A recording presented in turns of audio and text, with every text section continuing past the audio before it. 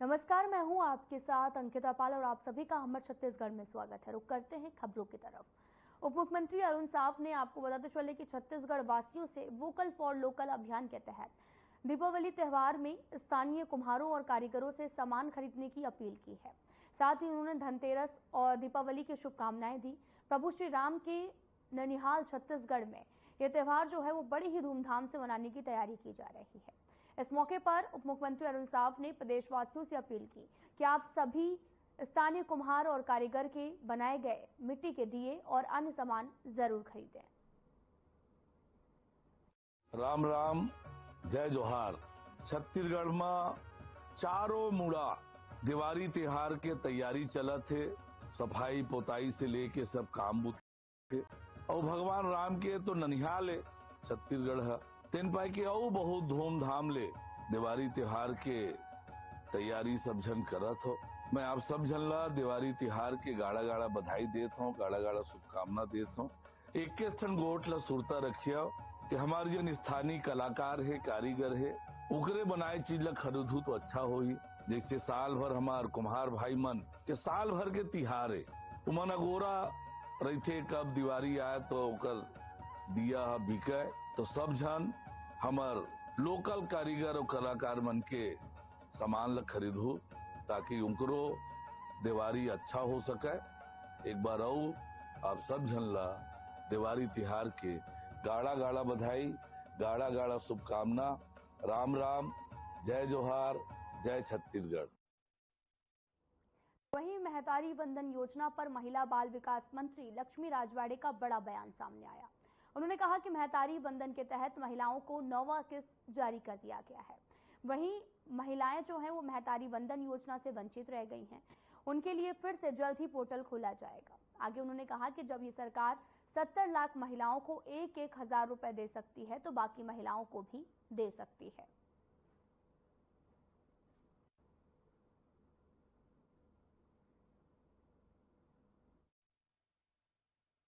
नौवां किस्त महतारियों के खाते में 70 लाख महिलाओं के खाते में चले गए। कुछ महिलाएं अभी भी हर पंचायत में 2, 4, 5 ऐसे किसी कारणवश से छूट गए हैं। हमारी सरकार जब 70 लाख महिलाओं को 1,000 रुपये हर महीने दे सकती है तो कुछ छूटे हुए महिलाएं हैं, आने वाले समय में फिर से पोर्टल खुलेगा, आवेदन भरेंगे। उनको ये इंतजार इसी साल खत्म होगा या अगले साल? देखिए, बहुत जल्दी उनका इंतजार खत्म होगा। महिलाओं के खाते में 1,000 रुपये जाएंगे। रायपुर में मोतियाबिंद ऑपरेशन में अनियमितता मामले में जिला अस्पताल के डीएमएफ कर्मचारी को बर्खास्त कर दिया गया है। वहीं इससे पहले इसी मामले में नेत्र सर्जन, नेत्र सहायक और अधिकारियों और स्टाफ नर्स को भी निलंबित किया जा चुका है। अब तक 5 लोगों पर कार्रवाई हो चुकी है। वहीं स्वास्थ्य मंत्री ने कहा कि इस पूरे मामले की जांच होगी, दोषियों पर सख्त कार्रवाई की जाएगी। मोतियाबिंद ऑपरेशन में लापरवाही की बात जो है वो सामने आई। अस्पताल में 2 डीएमएफ कर्मचारियों को बर्खास्त करने का ये पूरा मामला सामने आया है, जहां पर मोतियाबिंद ऑपरेशन के चलते बरती गई, जिसको लेकर एक्शन मोड में स्वास्थ्य विभाग दिखा और इस दौरान 2 लोगों को सस्पेंड कर दिया गया है। आपको बताते चलें कि अस्पताल के 2 डीएमएफ कर्मचारी बर्खास्त हो गए हैं। ये पूरा मामला रायपुर से सामने आया, जहां पर श्याम बिहारी जायसवाल मंत्री ने लोक सेवा निर्माण विभाग के हैं, जिन्होंने ये बड़ा लापरवाही पर एक्शन लिया है।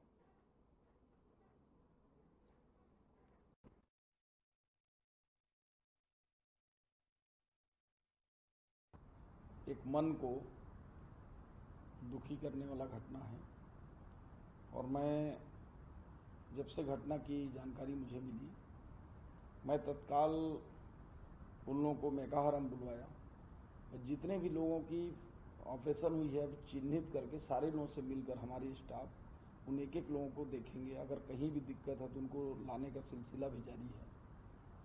और प्रथम दृष्टिया में हम लोगों ने रायपुर से स्टेट लेवल की जांच दल का गठन करके भेजा था।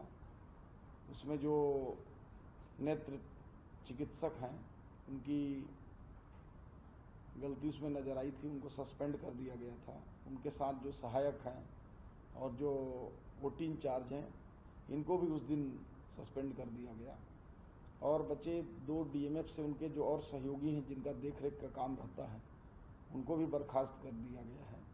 अभी जांच और चल रही है, इसमें और भी जिनके भी दोष होंगे उन सब लोगों को भी कार्रवाई करेंगे। और इससे महत्वपूर्ण चीज़, हमको जो मरीज हैं उनकी चिंता है और उसको विशेष रूप से उनको केयर में रखकर हम मेकाहाराम इलाज भी करवा रहे हैं। एक वार्ड ही अलग से कर दिए हैं, पूरा सेटअप। हम बाहर से भी चिकित्सकों से बातचीत कर रहे हैं और हमारे विशेषज्ञ डॉक्टर लगातार और बाहर के भी डॉक्टरों से संपर्क में हैं ताकि उनकी आंखों को हम पुनः रोशनी दे सकें। खबर बिलासपुर से है, जहां पर मुख्यमंत्री विष्णुदेव साय और उप मुख्यमंत्री अरुण साव ने बिलासपुर कोनी में सिम्स के नवनिर्मित 200 बिस्तरों और मल्टी सुपर स्पेशलिस्ट अस्पताल में उपलब्ध सुविधाओं का अवलोकन किया है।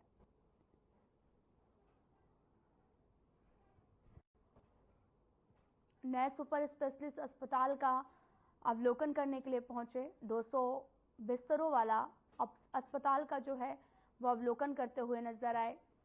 तस्वीरें भी बिलासपुर से हैं, जहां पर अस्पताल बनकर तैयार हो गया है और यहां पर अस्पताल की सुविधाओं का अवलोकन किया है।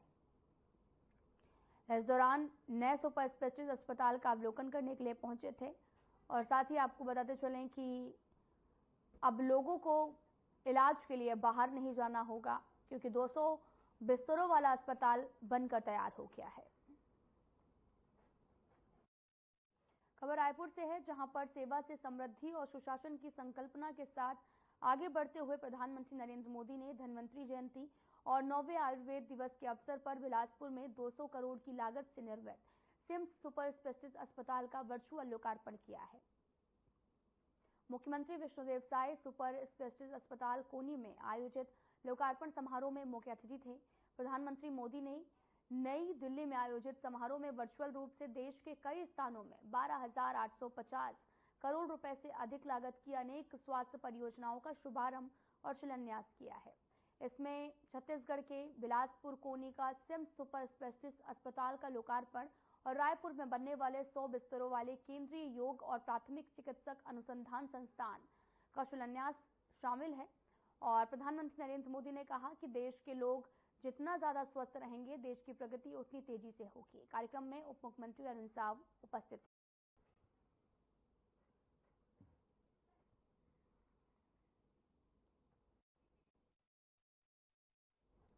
बिलासपुर से अपर मुख्य सचिव गृह एवं जेल और जिले के प्रभारी सचिव मनोज कुमार पिंगुआ ने भी अधिकारियों के साथ बैठक लेकर योजनाओं की विभागवार प्रगति की समीक्षा की।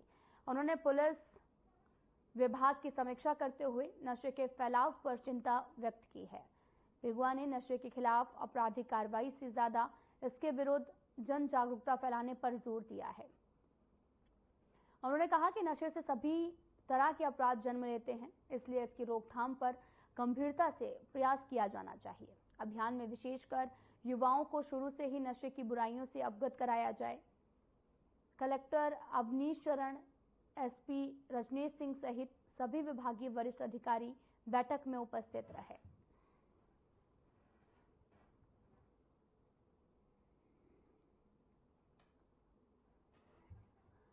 खबर बिलासपुर से है, अपर मुख्य सचिव ने बैठक में हिस्सा लिया, शासकीय योजनाओं की समीक्षा की और नशे पर लगाम लगाने का फैसला लिया गया। जन जागरूकता अभियान भी चलाया जा रहा है।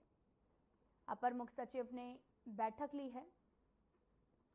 ये बैठक बिलासपुर में रखी गई, जहां पर शासकीय योजनाओं की समीक्षा बैठक की गई है और जन जागरूकता अभियान लगातार चलाया जा रहा है।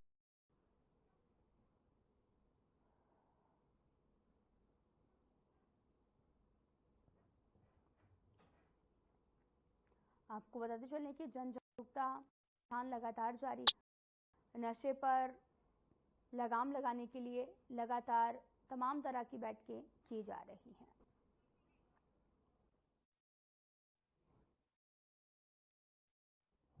निकाय चुनाव में महज कुछ ही दिन बचे हुए हैं और ऐसे में वार पलटवार का दौर तेज है। कांग्रेस ने प्रेस कॉन्फ्रेंस के दौरान कुरूद विधायक अजय चंद्राकर पर निशाना साधा, तो वहीं बीजेपी ने भी कांग्रेस के आरोपों पर पलटवार किया है। बघारा स्थित कार्यालय में प्रेस कॉन्फ्रेंस कर कांग्रेसियों के विकास कार्यों की सूची कांग्रेसियों को गिनाया है।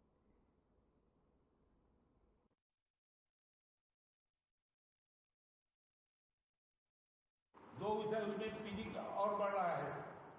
नहीं, आपकी नगर पंचायत के जनप्रतिनिधि की योजनाओं को बोलूँगा, क्या योजना नगर पंचायत बघारा बनेगी? हमारी आगामी योजना क्या है नगरवासियों के लिए? नगरवासियों के लिए पानी के बीच में जो तकलीफ होती है गर्मी में, वो तकलीफ भी और बिल्कुल तकलीफ ना हो, इसके लिए आज हमने अपने निधि से 2 handpump ward number 11, ward number 13 में अपने निधि से मैं 2 हैंडपंप की स्वीकृति दी हूँ। वार्ड 11 और 13 में।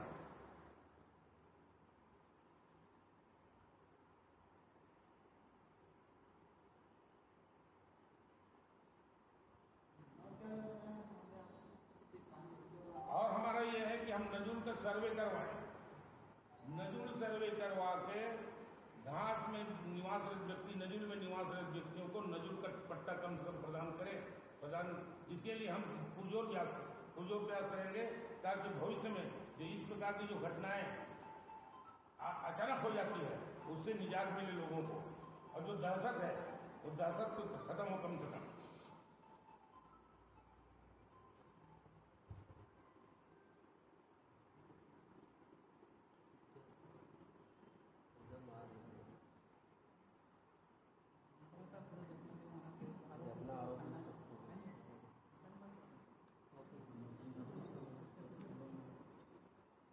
और उसमें छूट गए जो कांग्रेसी ने आरोप लगाया है, अजय चंद्राकर को मंत्री नहीं बनाया। वो भाजपा की चिंता, कांग्रेसी चिंता करने की जरूरत है, वो भाजपा चिंता करेगी। और अजय चंद्राकर विधायक भी रहे तो 2 मंत्री बराबर हैं, 1 मंत्री नहीं 2 मंत्री बराबर है, और ऐसे राज्य मंत्री नहीं कैबिनेट मंत्री बराबर है। उसका कोई काम रुकने वाला नहीं है।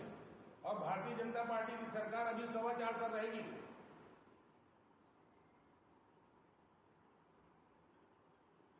और आने वाले नगर पंचायत में भारतीय जनता पार्टी की सरकार बनेगी, तभी नगर पंचायत बघारा का दिन दूनी रात चौगुनी, जितना सोचे नहीं उससे ज्यादा विकास होगा।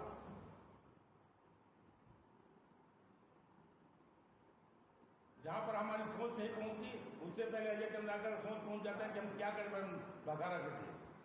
जितना विकास उन्होंने खुद में कराया उतना ही विकास बघारा में करवाया। एक विधायक आपने देखा है, एक हादसा हुआ था, अजय चंद्राकर को लेखराम ने हरवा दिया था। लेखराम अपने सिलौटी का रोड आज तक नहीं बना पाया, आज तक नहीं बना पाया रोड। कॉलेज बनाया, किसने बनाया? लेखराम का गाँव का छोड़ देता अजय चंद्राकर, लेकिन उसमें भेदभाव नहीं है। वो किसी की गाँव होगा, उसमें लेखराम का बच्चा नहीं पढ़ेगा, क्षेत्र के लड़का पढ़ेगा, क्षेत्र के हमारे होनहार बालक वहां पढ़ेगा, उसके लिए उसका प्रयास रहता है। ये विचार, इसका सोच, ये सोच भारतीय जनता पार्टी में हो सकती है, कांग्रेस में नहीं। अब पुनः रिपीट कर रहा हूं, आपको कुछ और रिपीट कर रहा हूं, अब आप लोगों को भी इसमें बोलना चाहिए कि 5 साल में भूपेश बघेल के द्वारा नगर पंचायत बघारा में क्या काम किया, या क्या काम उसके प्रतिनिधि द्वारा, उसके जिला के पदाधिकारी द्वारा कराया गया। एक भी मेरे बता एक आपको 1 लाख का कोई कहूं नाली बनाते हो, भूपेश बघेल की उपलब्धि नहीं है। जैसे अजय चंद्राकर 132 के हुए, 440 के हुए महाविद्यालय, स्टेडियम, सुपेला से बघारा से सुपेला, बघारा से सिलगढ़, जो लाइफ लाइन बना दिया, जिससे जल जीवन की स्थिति परिवर्तन होती है। ऐसा कोई काम बता दें। अभी भी है, सरकारी हॉस्पिटल में डॉक्टर है। इसके लिए हम बात रखेंगे आगे। तो वहीं उप मुख्यमंत्री अरुण साव ने मंत्रालय में राज्य कैबिनेट की बैठक की है। इसके बाद प्रेस कॉन्फ्रेंस की। इस दौरान उन्होंने कैबिनेट की बैठक में लिए गए निर्णयों की जानकारी दी है।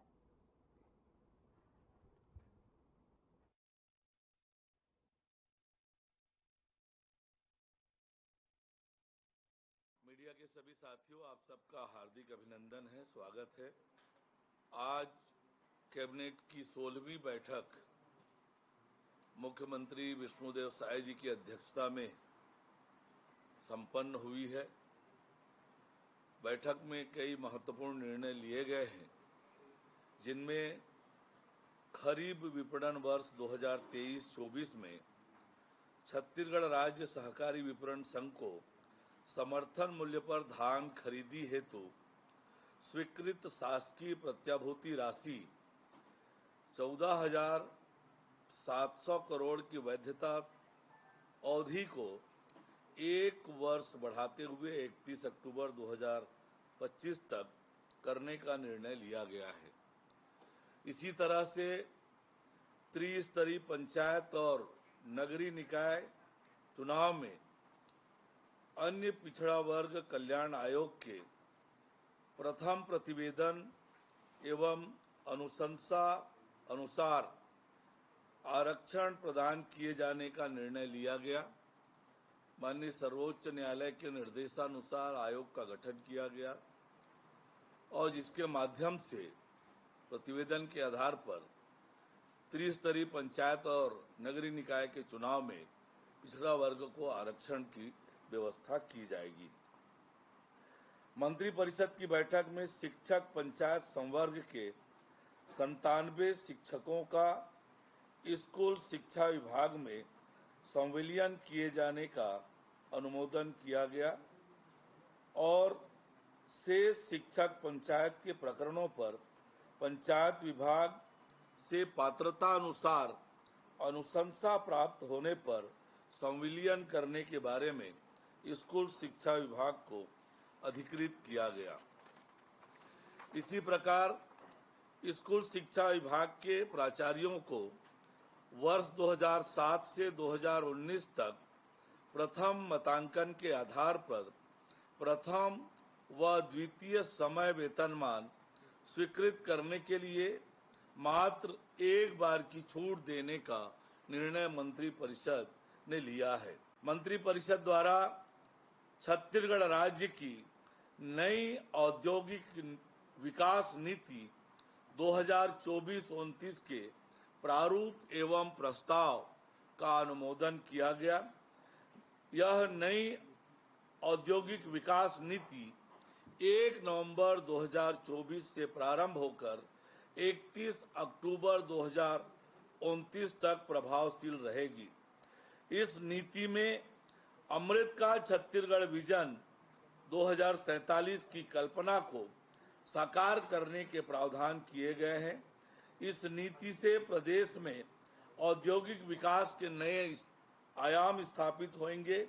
नई औद्योगिक नीति में भारत सरकार द्वारा 2020 में MSMED एक्ट 2006 में सूक्ष्म, लघु, मध्यम एवं वृहद उद्योगों की परिभाषा में किए गए संशोधनों को अपनाया गया है और राज्य में संतुलित विकास के लिए औद्योगिक विकास प्रोत्साहन प्रदान करने विशेष प्रावधान किया गया है। नवीन औद्योगिक नीति 2024-29 के उद्देश्यों की पूर्ति के लिए राज्य में नई उद्यमों की स्थापना, विस्तारीकरण, विविधीकरण, प्रतिस्थापन एवं अन्य कार्यों के लिए औद्योगिक निवेश प्रोत्साहन प्रदान किया जाएगा। राज्य के सभी क्षेत्रों में सर्वांगीण औद्योगिक विकास के लक्ष्य की पूर्ति के लिए सभी जिलों के विकास खंडों को 3 श्रेणियों में विभाजित करके दिए जाने वाले औद्योगिक निवेश प्रोत्साहन की मात्रा का निर्धारण किया जाएगा। नई औद्योगिक विकास नीति में कोर सेक्टर के उत्पादों जैसे स्टील, सीमेंट, ताप विद्युत एवं एल्युमिनियम के लिए पृथक प्रावधान तथा राज्य की आवश्यकताओं को ध्यान में रखकर थ्रस्ट एवं सामान्य उद्योगों में विभाजित किया गया है।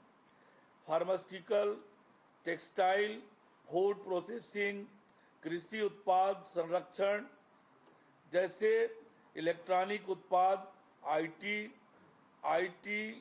ईएस आदि के लिए आकर्षक औद्योगिक निवेश प्रोत्साहन दिए जाने का प्रावधान रखा गया है ताकि ज्यादा से ज्यादा लोगों को रोजगार उपलब्ध हो सके। मंत्रिपरिषद की बैठक में अमृतकाल छत्तीसगढ़ विजन 2047 विजन डॉक्यूमेंट के प्रारूप का भी अनुमोदन किया गया। नया रायपुर अटल नगर में निवेश, रोजगार एवं बसाहट को प्रोत्साहन देने हेतु सूचना प्रौद्योगिकी उद्योग, स्वास्थ्य सेवाएं, शैक्षणिक संस्थान, इलेक्ट्रॉनिक्स एवं इलेक्ट्रिकल उद्योगों के विकास हेतु रियायती प्रीमियम दर पर भूखंड आवंटन की व्यवस्था करने का निर्णय लिया गया ताकि ज्यादा निवेश आ सके और ज्यादा लोगों को रोजगार मिल सके। मंत्रिपरिषद ने छत्तीसगढ़ के तकनीकी शिक्षा विभाग में भी राष्ट्रीय शिक्षा नीति 2020 को लागू करने का निर्णय लिया है। इससे छात्र छात्राओं को समग्र एवं लचीले शिक्षा प्रणाली के साथ ही गुणवत्ता युक्त शिक्षण की सुविधा मिलेगी। शोध और नवाचार को बढ़ावा देने के लिए अधिक संसाधन और सहयोग प्राप्त होंगे। उद्योगों को अधिक कुशल कार्यबल मिलेगा। मंत्रिपरिषद की बैठक में जनहित को देखते हुए अचल संपत्ति के अंतरण संबंधी दस्तावेजों के रजिस्ट्रीकरण फीस के युक्ति युक्तकरण का भी निर्णय लिया गया है। बैठक में रजिस्ट्रीकरण अधिनियम 1960 से संबंधित रजिस्ट्रीकरण शुल्क सारणी में पुनरीक्षण संबंधित प्रस्ताव का अनुमोदन किया गया है। साथ ही छत्तीसगढ़ नगर पालिका अधिनियम 1956 अध्यादेश 2024 के प्रारूप का अनुमोदन किया गया। छत्तीसगढ़ नगर पालिका अधिनियम 1961 अध्यादेश 2024 के प्रारूप का भी अनुमोदन आज की बैठक में मंत्रिपरिषद ने किया है। वो कौन से उद्योग हैं जिनको सबसे ज्यादा प्रोत्साहन दिया जाएगा, ऐसी कोई प्लानिंग की गई है? स्पष्ट रूप से जो छत्तीसगढ़ के हित के दृष्टि से ज्यादा रोजगार उपलब्ध करा सके और छत्तीसगढ़ राष्ट्रीय स्तर पर निवेश में आगे बढ़ सके, ऐसे ही हमने औद्योगिक नीति में प्राथमिकता का क्रम तय किया है। संपूर्ण छत्तीसगढ़ का औद्योगिक दृष्टि से विकास हो, इसलिए अलग प्रकार से विकास खंड वाइज रचना औद्योगिक नीति में बनाई है। ग्राम नियानार जगदलपुर जिला बस्तर में एनएमडीसी के अधिकारियों कर्मचारियों हेतु आवासीय परिसर के निर्माण हेतु छत्तीसगढ़ गृह निर्माण मंडल को आवंटित 118 एकड़ शासकीय भूमि मंडल द्वारा सीएसआईडीसी को रजिस्ट्री के माध्यम से विक्रय की अनुमति प्रदान करने का भी निर्णय लिया गया। नया रायपुर परियोजना हेतु आपसी करार द्वारा निजी भूमि क्रय करने पर नया रायपुर अटल नगर विकास प्राधिकरण को 31 मार्च 2026 तक मुद्रांक शुल्क में छूट दिए जाने का निर्णय लिया गया। मंत्रिपरिषद द्वारा राज्य में राज्य आयुक्त दिव्यांग जन कार्यालय में राज्य आयुक्त के एक पद के सृजन का भी निर्णय लिया गया। मंत्रिपरिषद ने घोषणा पत्र के अनुरूप राज्य में मुख्यमंत्री तीर्थ दर्शन योजना प्रारंभ करने का निर्णय लिया गया। इसके द्वारा मोदी की एक और गारंटी सरकार ने पूरा किया है। इस योजना के तहत राज्य के 60 वर्ष या अधिक आयु के व्यक्ति, दिव्यांगजन, विधवा, परित्यक्ता महिलाओं को उनके जीवन काल में एक बार प्रदेश के बाहर स्थित चिन्हित तीर्थ स्थानों में से एक या एक से अधिक स्थानों की निःशुल्क यात्रा कराई जाएगी। फिलहाल इस वीडियो में इतना ही। नमस्कार।